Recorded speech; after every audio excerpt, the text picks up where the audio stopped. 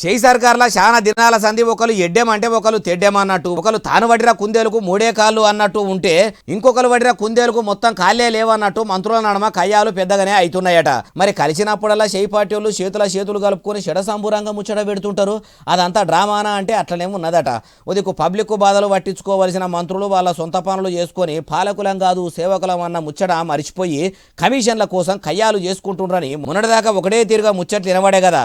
అందుకే అట్లా నిందలు మోస్తున్న మంత్రులు ఇంకా మంత్రివర్గంలోనే ఉంటే కాంగ్రెస్ అధికారంను తెలంగాణలో బొందబెట్టే కాడికి తెస్తారని నలుగురు మంత్రులను మంత్రివర్గంలోకి వెళ్లి పక్కకు పెట్టి ఎలుము చేద్దామనుకున్న కేబినెట్ను కుత్యం చేయబోతున్నాడట రేవంతాలు సారు.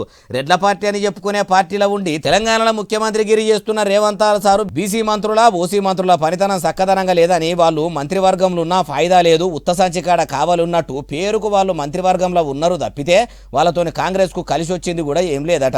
మీదికెళ్ళి మినిస్టర్లుగా ఉంటే పార్టీ పేరే ఖరాబ్ అయ్యే కాడికి వస్తున్నదట.